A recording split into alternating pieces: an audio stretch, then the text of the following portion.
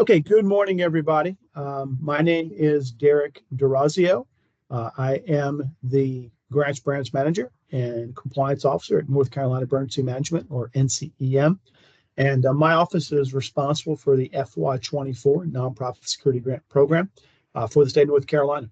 This grant program is administered through NCEM on behalf of FEMA, the Federal Emergency Management Administration, which is a DHS component. We are here with our second information session. We had one last week to help and assist applicants or potential applicants with getting properly registered in Salesforce, which we will have the grant application submitted this year in Salesforce for FY24 and SGP. To help you get registered in Salesforce, and then to actually help you submit your application and complete it in Salesforce. So that's our purpose of why we are here today. I am joined by relevant NCM Grants Management Branch staff, including Mr. Bradley Garrett, who is our NSGP Program Manager and Subject Matter Expert on the grant, and Miss Amanda Thaxton, who is our expert in Salesforce registration, to assist you with Salesforce questions. Last week, in the session that we had, that recording will be posted hopefully this week on our website, so you can watch that. We had a little bit of glitch with the actual demonstration of Salesforce for last week. For those that joined us last week, we couldn't actually get into and complete the application in Salesforce due to a technical glitch. We think we fixed that, and we're able to do a full demonstration for y'all today as to how to submit the application in Salesforce. Having said that, you will see the today's agenda on the screen that I have for you. So we're going to start with an introduction with myself, and then we'll have the substantive program overview for the grant with Mr. Bradley Garrett, the aforementioned Bradley Garrett, including a walkthrough of our newly updated FY24 NSGP website, which really much of what we're telling you today is really on the website. So if you're familiar with the website, you should, that's your primary reference to assist you with this grant. We're very proud of that website content, and we think it's a kind of a one-stop shop for all your information needs for FY24 NSGP. But Brad will walk you through everything with that. Again, the aforementioned Amanda Thaxton will make sure everybody's able to register successfully in Salesforce, because that's the online grant management solution we'll be using to submit the application this year for FY24 NSGP. And then I will get into the actual demonstration. I'll show you how we actually can submit an application in Salesforce. I've created a fictitious account called Z Alpha Test. We'll submit an application on behalf of Z Alpha Test, to show you how it works. And then, of course, we have plenty of time for Q&A or questions and answers at the end of the meeting. But we also have pauses throughout the agenda to answer questions. And anytime you do have a question, please raise your virtual hand and come off mute, and you can ask your question. So with that, before I turn it over to Brad, just a little bit in the way of background on the grant. So for FY24 NSGP, excuse me, we have a total of $4,275,000. Excuse me. $4,275,000 for NSGPS. That's the state program allocated from FEMA this year for all the nonprofits across the state to compete for. NSGPS is if you are a nonprofit in a county that does not touch Mecklenburg County. So the counties that touch Mecklenburg County, if you're a nonprofit located in those counties, you will be competing for NSGP UASI, which that is a nationwide pool of money. You'll be competing against all the other UASIs across the country. And that total pool of money is $137,250,000. Again, that's a nationwide competition across all the other UASIs. But if you're not in one of those counties touching Mecklenburg County in the state of North Carolina, you'll be competing for $4,275,000 in NSGPS funding. The most important thing to remember is the grant period, the application period for the grant opened up on 4/22/24, and it closes, hard close, on 5/24/24. Because we're using Salesforce, it will close at 11:59 p.m. on 5/24/24 with no exceptions. So if you don't have your application completed and submitted by then, you will not be able to submit your application for FY24 and SGP. So that's by way of background. That's all the kind of key points I want to hit before I turn it over to Brad for a substantive discussion of the actual grant program. Are there any questions from anybody before we turn it over to Brad?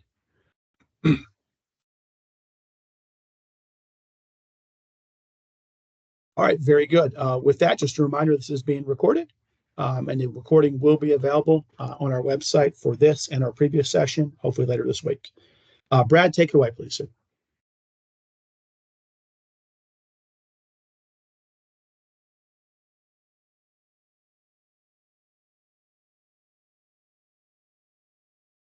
Okay. Actually, Derek, I'm not showing Brad being okay. online. I don't know if he's having technical difficulties. Okay. All right. No problem. So, Gene, if you can try to reach out to Brad, I will go ahead and cover his discussion for him until we can locate Brad. I will cover this, and I'm going to go and walk through our website to do this. So give me a second, and I will share my screen.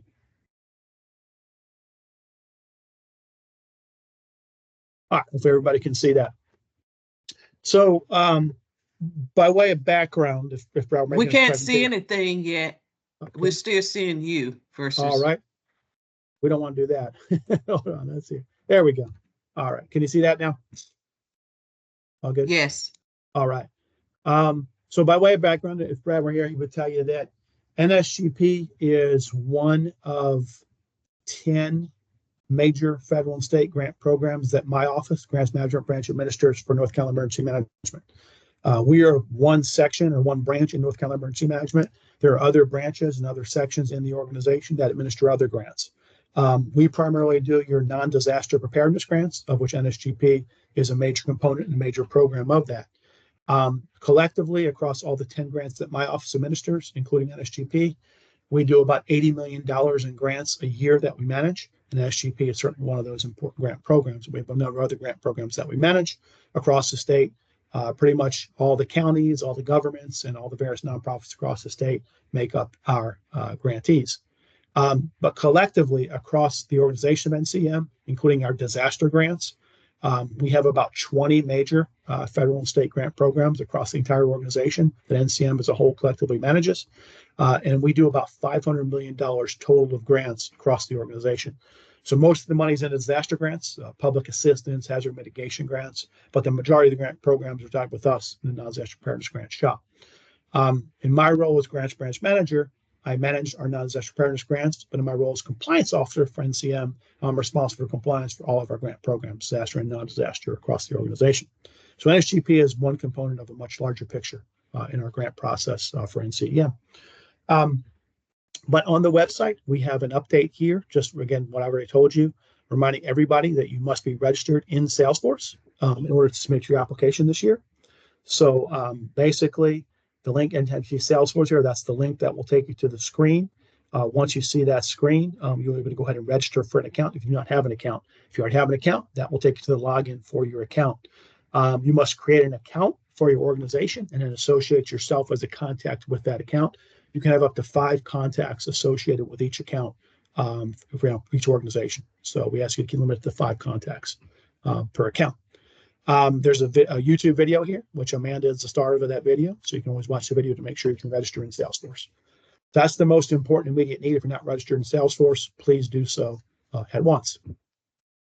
But the NSGP grant program, as I mentioned, there's actually 2 components to it. There's NSGP UA, that's the UASI program. So that is for if you're a nonprofit organization located in one of the counties that touches Mecklenburg County. And here is a list of the counties that touch Mecklenburg County. These are considered the NSGP UASI area. So these 8 counties here. And I think there's a pretty cool little map for you there. So you can see that. Let me get this out of the way. So those counties in the blue are all the UASI area, including Mecklenburg and the counties that touch it. So if you're in one of those counties, you're UASI. If you're not one of those counties, you're competing for NSGPS. Again, total funding, $4,275,000 this year. There are only 2 states that have a higher FY24 NSGPS allocation than North Carolina. So we are the 3rd ranked state in terms of total funding from FEMA for the FY24 NSGPS program. Having said that, we did receive a little bit more money last year in NSGPS funding.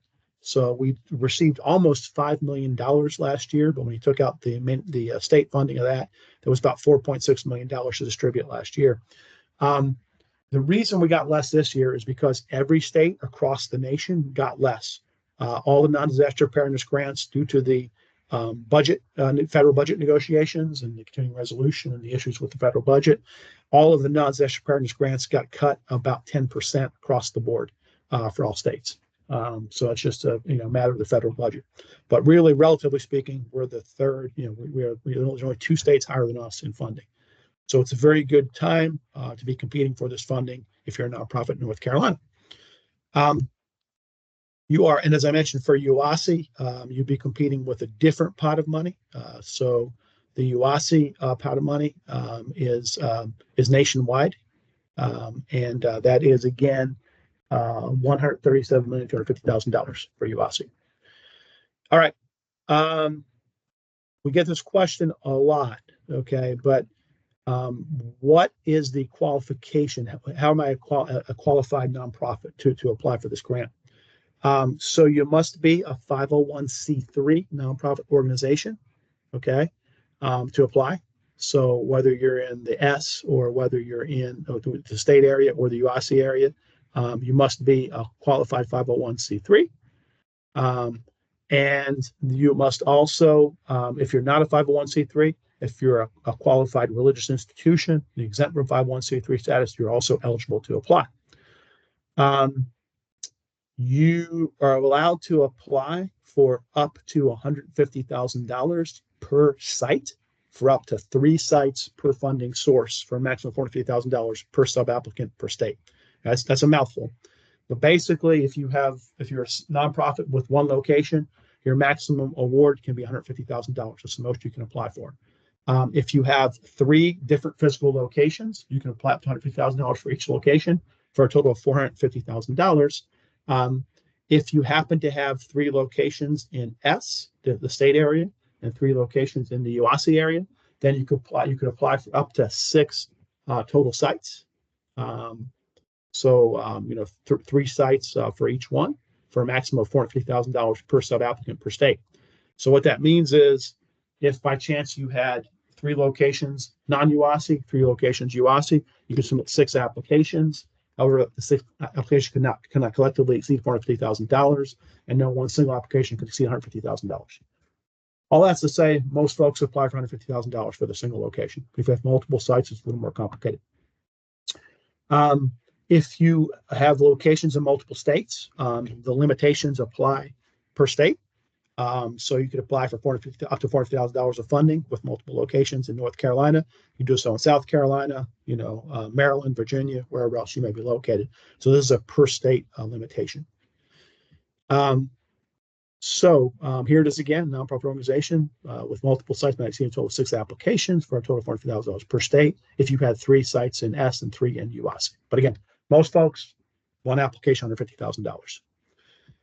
Your primary purpose is going to be it's called target hardening. All right. So we give some example projects. So most of the applications we see that get approved would include contracted security, fencing, lighting, cameras, security or reinforced doors, security window treatments, communications equipment, alarm systems, security plans, and we see training and exercises as well. Again, the website has a great list of example projects if you're looking for some ideas of things that have been funded in the past. One point about security, it must be contract security. So you can't just pay salary for a security guard on your staff, or pay somebody at your church or organization to do security for you on a salary basis. You must actually contract it out, bid it out, and get, typically, it depends on your procurement policy for your organization, but most organizations will get 3 bids and select the lowest cost responsive bidder for the contract security. With the procurement rules, you're responsible to follow the strictest or the most restrictive of your local policy, state or federal policies. So we can talk about procurement if you have questions about it, but in general, most folks will have a local policy that says we're going to get 3 bids to hire the contract security. You cannot pay salary for that. Again, here's the eligibility for FY24 and SGP. I mentioned this already. 501c3, or you're exempt under 501A. And you must be able to demonstrate through the application that the organization is at high risk of terrorist or other extremist attack. The deadline to submit the applications is 11:59 on May 24th. Again, in bold print here, that's a hard deadline. And the applications must be submitted in Salesforce.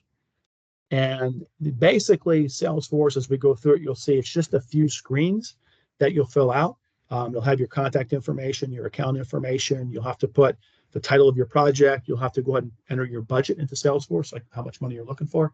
But then you must attach 3 documents to your application in Salesforce. Okay, minimum of 3. You can attach more than 3, but 3 must be attached. First and foremost is your vulnerability assessment. And here's a link to the self-assessment or quick start guide for assessments. So this is basically, an assessment saying what your security needs are, right? And then your application has to fill one of the gaps in that assessment, right? So the assessment identifies the need. Your application fills that need as identified in the assessment. This can be done by a local police department. It can be contracted out. It could be a private company. You could do it yourself. Many ways you can do it. It's described in this link here, but it must be done and must be submitted with your application. You then must also submit your mission statement for your organization to tell us, what you're all about. And then you must complete the FY24 NSGP investment justification. This is really the heart and soul of your application, and we'll talk about this in a minute. But really, that is just like in years past. If you've done this in years past, the IJ is the key. It's what you'll be scored on. It indicates how many points you get for each question on the IJ, and that's how your application is basically scored. What's in that IJ? So that's the most important thing.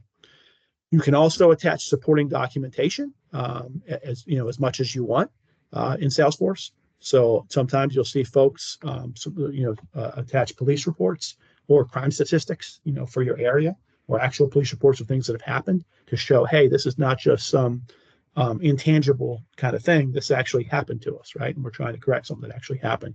So I've seen that be pretty effective before. That's optional. It's not required, but that is optional. So what is required? Vulnerability assessment, mission statement, and most importantly, the IJ, optional supporting documentation. Any other supporting documentation that you want to submit. So that is essentially what you must submit in your application in Salesforce, and walk you through how to do that here in a minute. So let me get this box out of the way again here. So basically, as you go through the website, on the right-hand side, this little box on the right-hand side under NSGP, we've got a link to the application documents. So if you click on that link to the application documents, you will see the link to the IJ. It's also a link on our main website, but you'll see a link to the IJ. Okay. Now, please remember, if you don't remember anything else I told you today, you must download this form onto your computer to open it and complete it, because it is not web viewable or web fillable. What's that mean? Just watch. Okay. If you click on the link, you will not see the form. You'll get this kind of error message. All right. That's not an error message. It's just basically telling you you have to download the form. So go up here and download it. Download it to your local computer. Okay, so just download it to your downloads folder, your desktop. Okay, once that's downloaded to your computer, okay, you then go into the document you've downloaded and just use your normal Adobe or a free PDF reader. The free program works fine. Paid Adobe works fine. Doesn't have to be Adobe. Any PDF reader will open it up, but you must open it up on your local computer. It's not web fillable or web viewable. So I'm just going to go ahead and open up for my computer, and you will see the IJ form. Okay, it's very similar to if you did this last year, very similar to the form last year. This is a form that FEMA puts out. Basically, you'll put all your contact information up here. You just answer these description questions up here. Right. You must have a UEID, a unique entity identification number, and this is described on our website as well. You must have a UEID not to apply for the grant, but before you're awarded funds. Okay, so if you don't have the UEID, you can still submit an application, but you must have it before you can be awarded any funds if you're selected for funding. So if you don't have a UEID, they're free. It doesn't cost anything to get a UEID. I will go ahead and start that application process now to get one. You got to go through a website called SAM, S-A-M. You can just Google UEID SAM and find that website, and there's links here as well. UEID is kind of like a social security number for your organization. Once you get it, it stays with you for life. It's free of charge. And anytime you get any kind of federal assistance, you must have that UEID. So I go ahead and get one if you don't have one already. Not required to apply, but it will be required if you receive an award. There's also something called SAM registration. So you also have to make sure you're registered in SAM to get a UEID. And the SAM registration must be renewed annually. So that is every year you would renew it. Again, no cost to you to do that, but you must renew that every year and stay current on your SAM registration, at least to get grants through North Carolina Emergency Management. So that's what this talks about here. And again, it starts talking about the point allocation here on some of the questions here about background, your risk. Again, facility hardening. This is the main activity you're going to be doing is facility hardening. What I want to really talk to you about, though, is the budget here. Okay, this is where you're going to start listing the actual things that you want to buy. Right, again, up to $150,000 per site per organization. If you got multiple sites, 3 sites, $450,000. But a lot of people don't realize this is a drop-down box here. Okay, so pretty much anything you can buy, under this grant, or anything you can apply for under this grant is going to be in one of these drop downs. This is what we call an AEL, authorized equipment listing. But pretty much, let's just say you were buying, let's see here. Let's say we were buying alarms, one of the alarm system. All right, we just click on that. Vulnerability to address. So if you had a vulnerability gap in your assessment saying we have no alarms and that creates an issue for possible break-ins, and how much you're looking to get around to the nearest whole dollar. So I want $100,000 for alarms. You put it in there. So you must select this AEL number and then go at vulnerability and put your amount here as you build out your budget. You're also going to have to build this budget out in Salesforce. It's the one thing you have to also do in Salesforce is complete your budget. So I want to point out to you on the IJ form so you know what to do in Salesforce.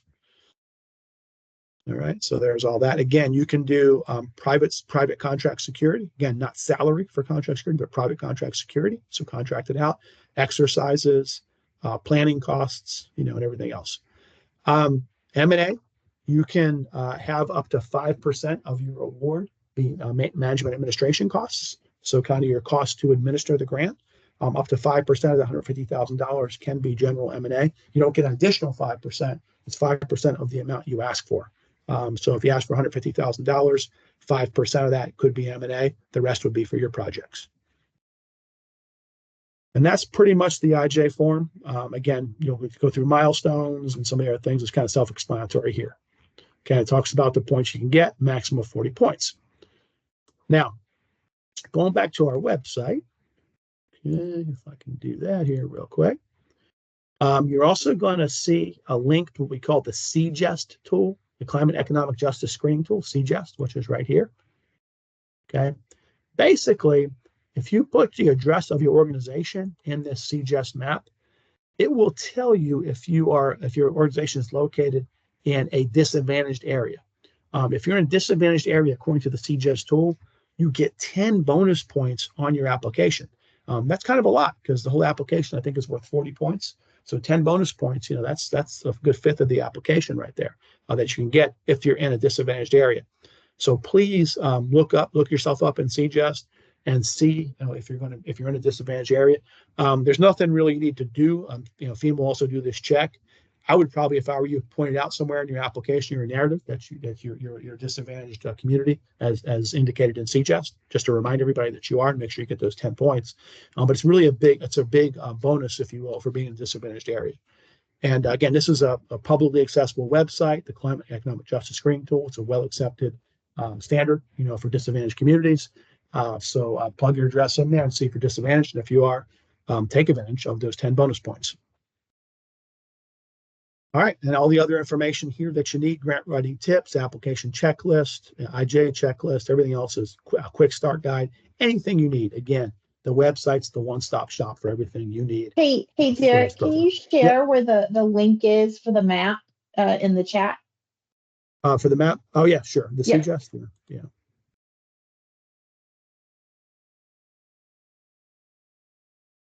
And the link's on our website as well, but I'll put it in the chat. All right. And with that, there's the CJEST tool for you. All right. With that, I'm going to take a pause here. I've been talking for a while. What questions does the group have regarding the program itself?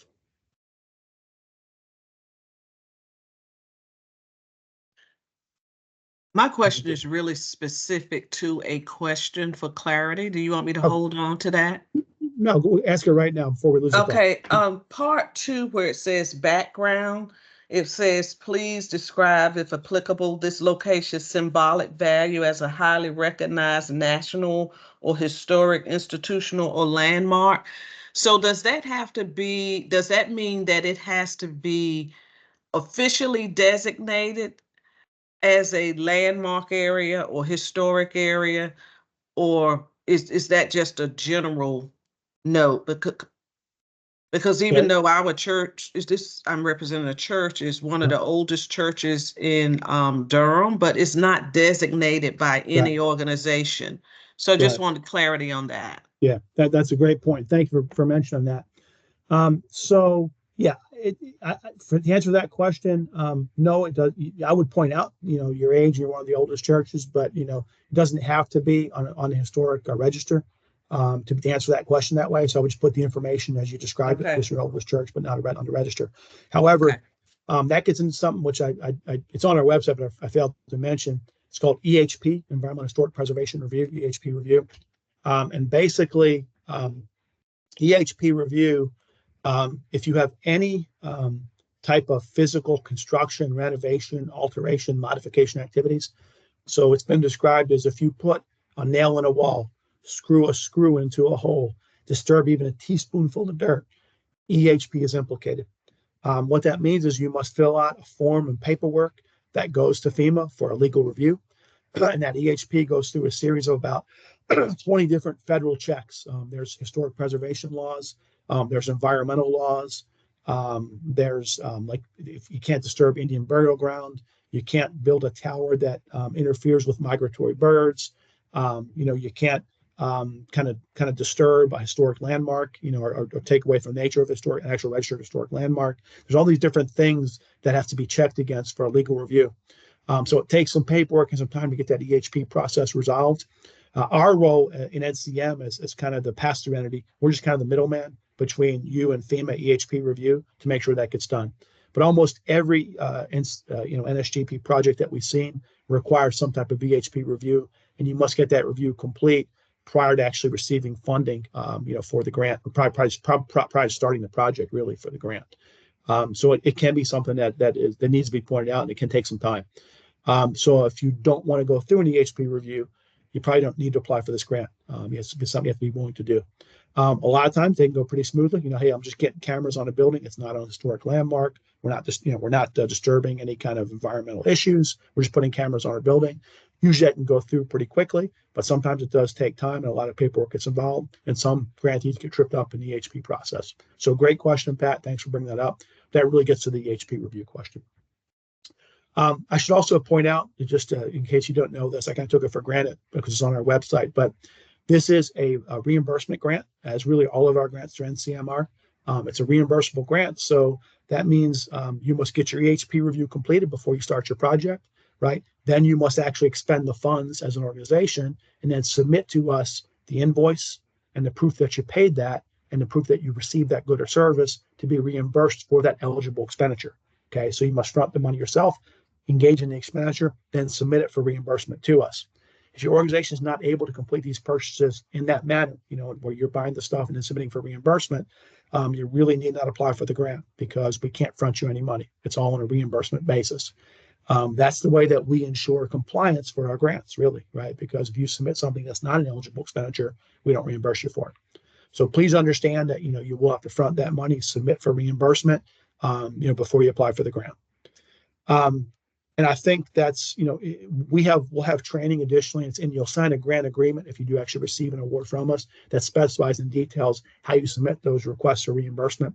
It's not hard, but it does require the appropriate paperwork. It requires you to follow the correct procurement policies and procedures. It requires you to submit, again, the invoice, the proof you paid the invoice, and proof that you actually received the good or service during the designated period of performance of the grant.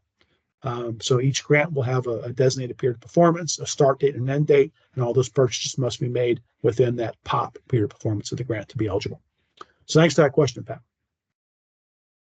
You're All welcome. right. Any other questions? Hey, Beth. Hi. For the management and administration of the Yes, grant, ma'am. how would those reimbursements work? So you would basically submit, receipts for your expenditures. So it could be, salary. That could be salary. So you have a grants manager. This is their portion of their salary that they spent. Time they spent on an SGP, right? Okay. Well, we had to buy, some office supplies, or some computers or something, to help us with this grant. You have to submit those receipts just like anything else.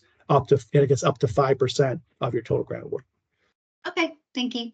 Yep, great question. Okay. Any other Derek, questions? are you able to Yeah. speak a little bit regarding the Thyra? I don't know if I may have missed that. If you can Yeah, I'm not going to get into that right now, Janine. I think we're going to keep it basic at this point, and I think we're, it basically complete the investment justification. We should be okay on those applications. So thanks, Janine. All right, now I'm gonna take a break and take something to drink here for a minute, and turn this over to Amanda, and she's going to walk through the Salesforce registration process. Take it away, Amanda.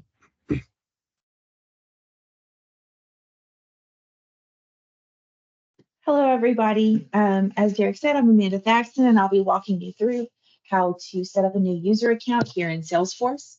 So when you come to a portal similar to this one, the thing to do is to go down here where it says new user, click here.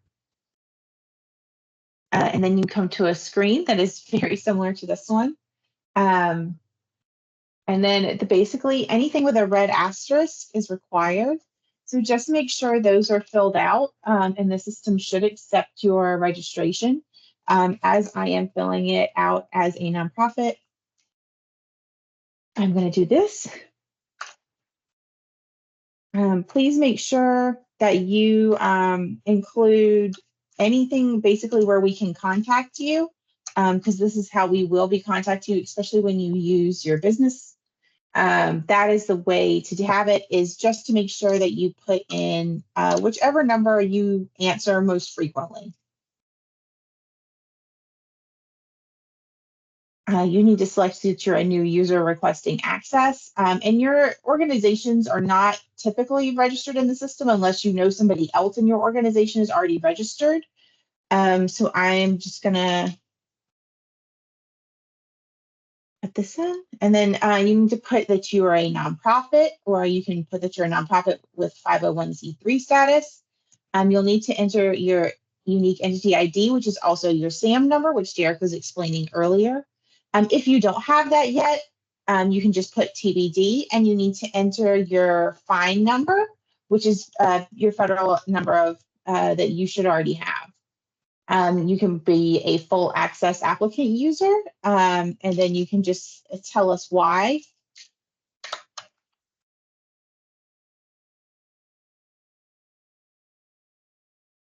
And then for program, you can just click NSGP.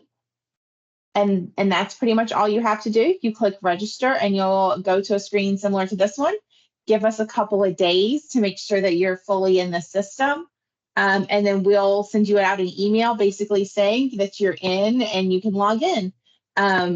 Felicia and I are working really hard to make sure that you're all entered in as soon as possible.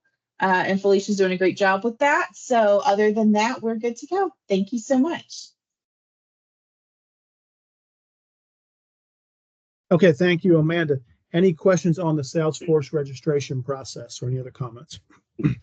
Yeah, Derek, this is Jeff. Just one more comment on that is that FEIN number, if you don't know it as FEIN, it's also or you might know it as your tax ID. So just that clarification. Thanks. Thanks, Jeff. Appreciate that, sir. All right. So just by way of just you can just let me know, come off mute if you don't have this, but for the organizations that are represented in our session today, are you all successfully registered in Salesforce? Is there anybody that's not yet registered in Salesforce? All right, so it looks like all the folks on the call today are registered in Salesforce. So that's great. You're ahead of the game if you're registered in Salesforce and you're ready to work on your application. I will say I just reviewed the data in Salesforce so far. We've got approximately 35 applications that have been started by organizations across state and Salesforce so far. So we know it's working, and organizations are engaged and registered and actually working on their applications. So we have a number of organizations registered, but actually 35 have taken the step to start working on their application, which is due, as I said, later next month. All right. At this, our next part of our agenda today is going to be the actual Salesforce demonstration. So I'm going to go ahead and do that. And Jeff Cox, our technical expert in Salesforce and our Salesforce administrator, will be backing me up on this and make sure everything goes smoothly. So I'm going to go ahead and share my screen. All right.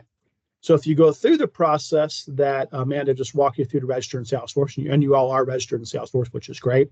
When you go to log on, you should see a home screen that looks like this. Again, I have created a fictitious organization called Z Alpha Test. We're going to be considered a nonprofit organization for purposes of this demonstration today.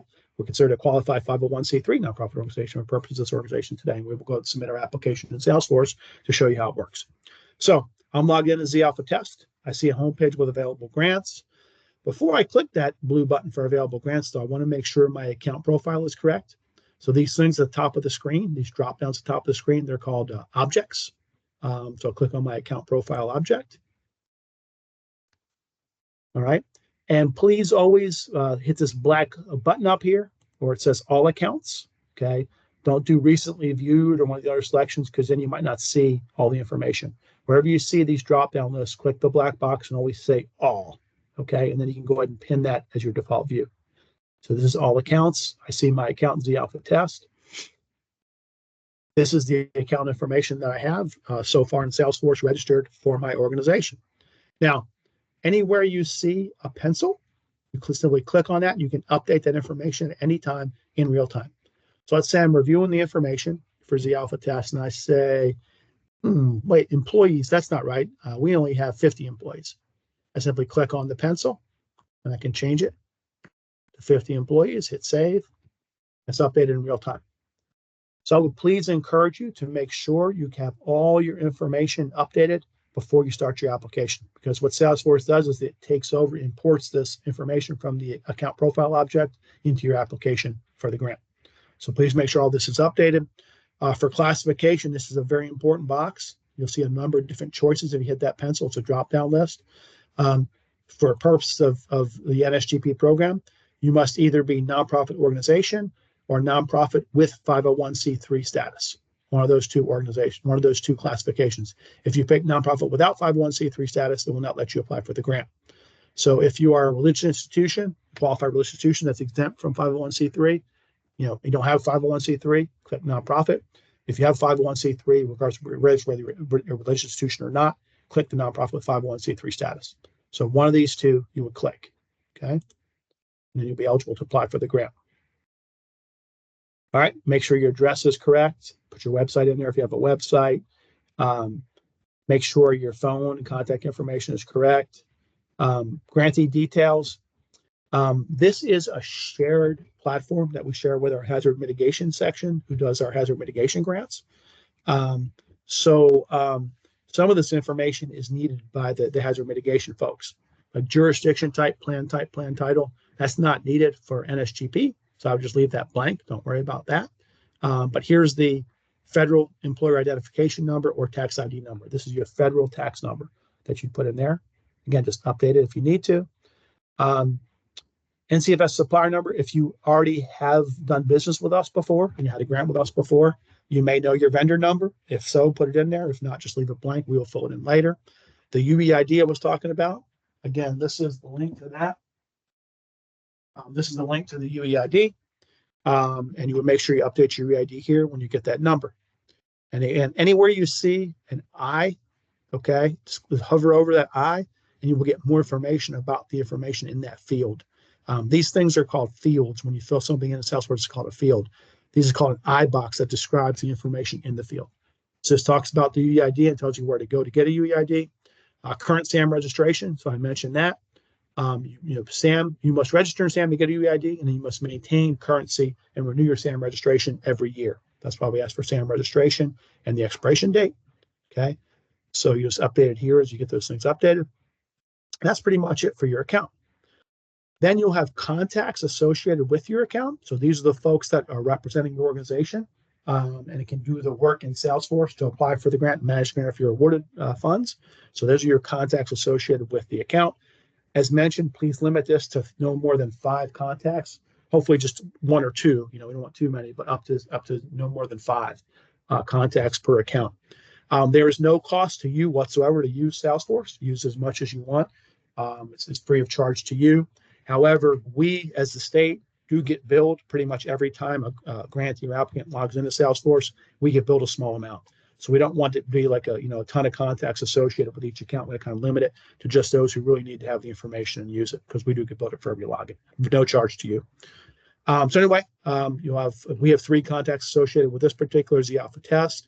I am sub-applicant Derek, so I'll click on that just to make sure my information is updated. So this is the contact object. And again, I want to make sure my information is correct before I go to complete my application in Salesforce, because it will import this information for the contact into my application. So let's see, I'm reviewing this and I say, wait a minute, that phone number is not right. That's not my phone number. I click the pencil. My phone number is 919-111-3337. I'll go ahead and change that. Update it in real time. So make sure all your information is correct. So when your account's correct, when your contact is correct, then I will go back to your home screen and click available grants. And again, we get this question a lot. Please do not forget, go to the black drop-down box up here and make sure you click all available grants. Do not click recently viewed, or you may not see anything. Especially if you haven't viewed the grant yet, you won't see it at all. So please always hit that little black thing and go available grants, click it, and then pin that as your default view. And you will see NSGP. Okay. So because my classification is nonprofit or 501c3 nonprofit, I'm eligible to apply for that grant. So I go ahead and click on the grant. And this gives me the information about the grant. Okay, so I can't change any of this information, right? As an applicant, this is just what information exists about the grant, so I can familiarize myself with it before I apply for it. Okay, so I mentioned that period of performance, or POP. Here it is, 9/1/24 to 8/31/27. Okay, so all of your eligible expenditures must be incurred within that POP to be eligible for reimbursement. So anything before that date or after that end date, before the start date or after the end date, would not be eligible for reimbursement. So you basically have 3 years to complete this grant. The applications are due 5/24/24. Here's the amount of funding that we're competing for, across the state for the state program. Maximum per grantee, $150,000. Now again, that's per site. So if you had 3 sites, right, you could submit a separate application for each site for a total of $450,000 per organization. All right. Let's see here. The ratios, this basically says 100% federal share. So there is no match or cost share required for the organization or the state for this grant, which is the beautiful thing about this grant. There is no match required for you or us. It's 100% federal dollars. So those makes this money so powerful. This is just some information about the grant program from our website. There's links here. We'll go back to our website, right? So if I'm going to complete this application, I'm going to make sure that I have the NCM website opened up for that, right? And there's also a link to the FEMA website. We're just doing that. This talks about all the FEMA information, so you might want to have that link open as well. So you got FEMA's link with all their information about NSGP. You got NCM link with all the information about NSGP, and you've got your Salesforce open here. All right. And again, this will take you to the FEMA link as well up top.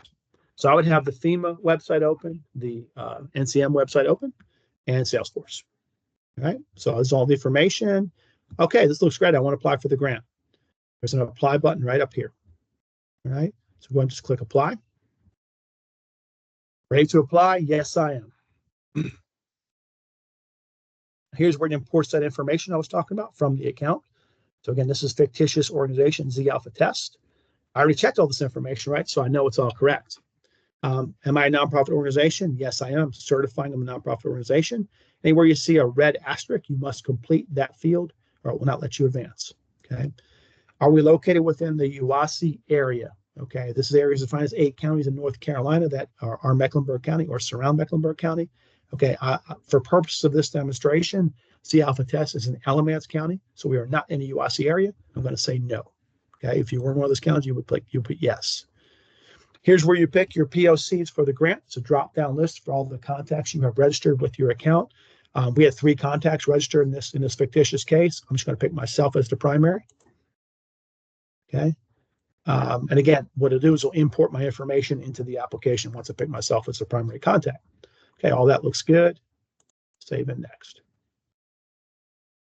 All right, so there's my contact information. Again, I should have checked all that to make sure it's correct before I applied. Hit save and next. All right. Now, at any time, I can go ahead and X out of this, and it will give me, it assigns for me a unique application number. I can come back and work on it later. All right, so let's just say I'm done for now. I want to click the X and get out of there. Okay. So what happens now is, well, where'd my application go? Right. If I go into the applications object, okay, and again, I would default to all applications, right? Not recently viewed, right? Not any of these other stuff, just all applications to make sure you see all applications. You should only have one if this is your first application. Now, in my case, for the Alpha Test, I've been doing this for a while, so I have other test applications in here. However, for the one we completed today on 4/29, 10:40 a.m., this is the current application I'm working on. Salesforce assigns number of application number 339. So I just click on that, and we'll bring up my current application that I have. All right, this is what I filled out so far. My details, my related objects so far, which really is not much because I haven't done too much with this application yet. And my details I filled out so far. All right, so I can withdraw my application if I don't want to proceed forward, or I can update the application, continue working on my application. At any time, I can print my application as well. Anytime you see this printable view, click on the printable view button, brings up kind of a PDF copy of the application, and then you can just go ahead and you can print the page. You can either save it as a PDF or print it to your printer, whatever you like. You can see your application printed at any time you want. Okay, but I don't want to print this. Now I'm going to go ahead and update my application. I'm going to pick up where I left off, right? Update application. There, I'm starting to update my application. Select next, continue. All right, there's the last screen we're on, right? That's all complete. Save it next. There's my contact information. Yep, it's all good. All right, project title. Again, if you look at the investment justification form, and what I would do if I were y'all, is I would go ahead and have my IJ, my investment justification form, open, and I have it complete before going into Salesforce. Okay, so again, you just download it from there to your local computer, open it up on your local computer. There's your IJ form. I would go ahead and have this all complete and filled out before going into Salesforce. All right. Otherwise, you're going to have to go ahead and just save it and just save your Salesforce application and come back because you must attach your completed IJ to the application in Salesforce. So I would go ahead and have my IJ complete beforehand. But anyway, if you look at the IJ, pretty much, it's all target hardening. I mean, that's really what this is. You can call this project whatever you want, but most folks will just say target hardening or facility hardening. So I'll go ahead and just call it that. I'll call facility hardening.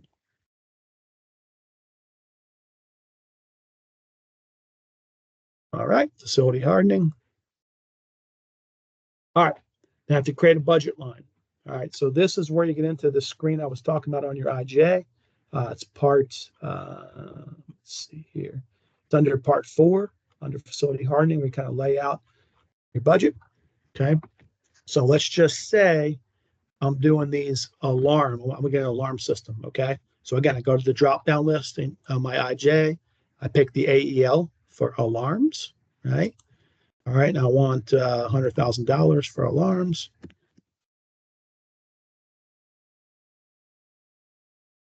All right, so this is why I have this on my IJ. So it's 14S alarm. Let me see if I can copy and paste that. All right, so category is this is what we call POETI. All right, planning, organization, equipment, training, exercise. You must pick a category for each expenditure in your budget that you're applying for. All right. In this case, alarms, pretty clearly equipment, right? Let's say I was doing security plans. That will be planning. Okay. Security exercise. That will be exercise. Training would be training. Organization. That would be like maybe salary, right? Would be organization. But for the most part, a lot of the times with NSGP, it's going to be equipment. All right. So I pick equipment. All right. Put a description. I want to do security alarm system. Already built. All right, my cost $100,000. All right, AEL. Let's see if they'll copy and paste it in. Yes, it did. So basically, you get your AEL from your IJ, copy and paste it right in there. That's the AEL 14SW01 ALRM. That's the official FEMA AEL for alarm systems. Save and next. And if I want additional items, I can do that. But in this case, I just want my alarm system. So I have no additional budget items. And this summarizes your budget.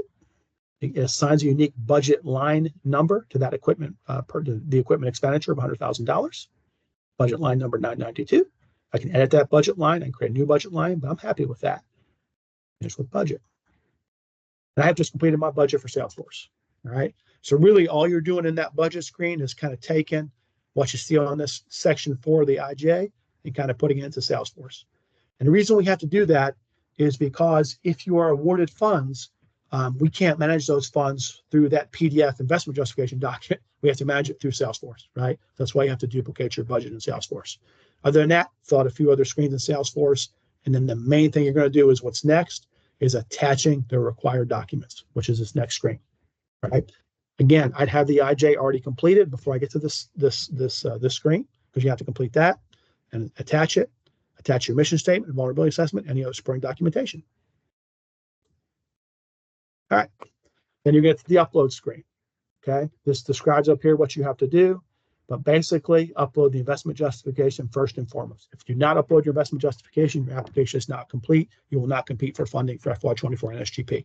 Okay. Let me repeat. You must upload your investment justification into Salesforce to compete for funding. All right. I simply click upload files. Go to my computer. And let's just say I've already completed my IJ. Here it is. We'll upload the document for me. Give it a minute.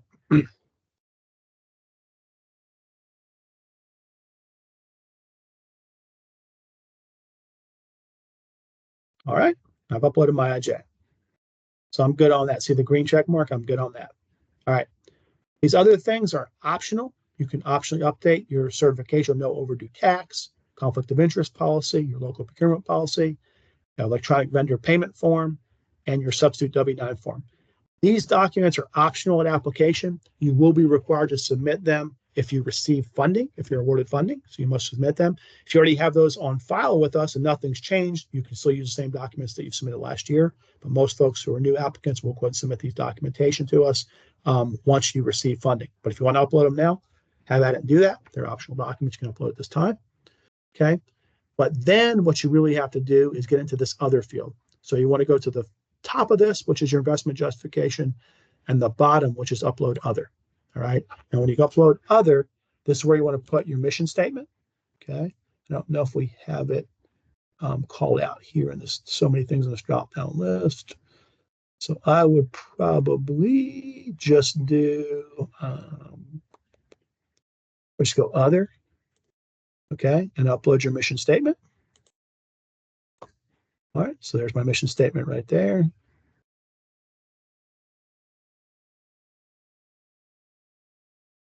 All right. There's my mission statement. And I must also have my vulnerability assessment, as we mentioned before, right? So again, go down and say I have a green check mark saying I uploaded the mission statement. Go down here again. I don't think vulnerability assessment is one of the choices in the drop-down list. It's not. Just go ahead and do other again. Okay, you want to upload your vulnerability assessment. Okay. So let's see, where's my vulnerability? There's my vulnerability assessment right there. All right. There's my vulnerability assessment. So now I've uploaded my mission statement and my vulnerability assessment as well as my IJ. So as many documents you want to submit here, you can submit under the other tab. And let's say I have some supporting documentation I want to upload as well. So again, I would just go into other, probably is the easiest thing. All right. And let's say I have a police report I'm going to upload. I don't really have a police report, but I'm just going to pretend I have one. So let's see here.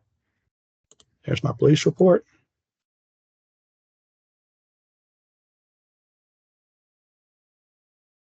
All right. So now I've got all my documents uploaded. I hit save and next. These are the required certifications because it's a federal grant. There are 6 certifications you must complete.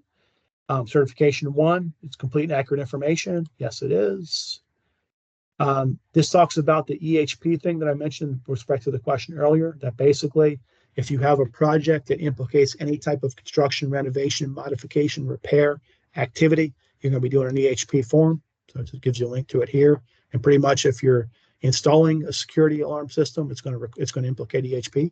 But anyway, this is just saying I understand that, you know, if there's EHP required, I must complete the paperwork for it. Yes, I do.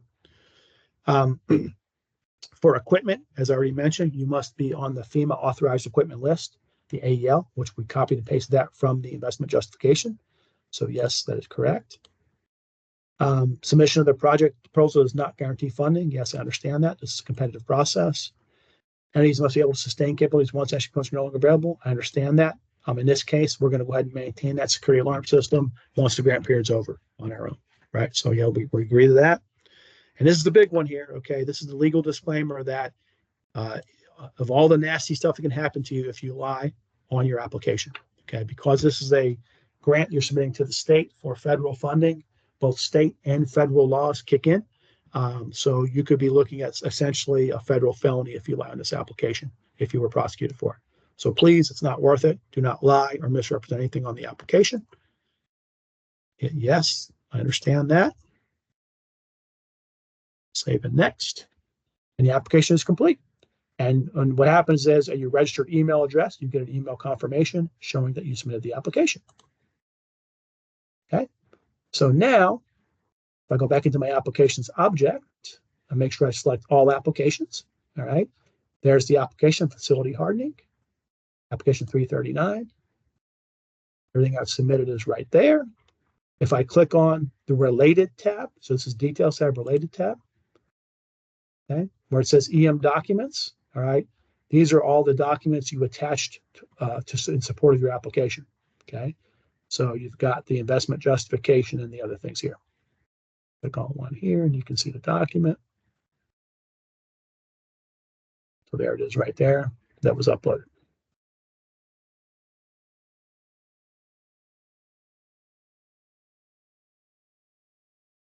All right, so you submit your 4 documents and you have your application. And here's your budget. So it assigns a budget number, 295 for $100,000. Click on the related tab. These are the individual budget lines that make up that collective budget. So there's only one budget line in this case, budget line 992 for the security alarm. There it is, right there with the AEL. So all your grant information is going to be, with respect to your application, is going to be accessed through the application object with your application number. Again, if I want to print it, it's right there. I can update it up until the time the application period closes. I can withdraw until the time the application period closes. And that is Salesforce. Any questions?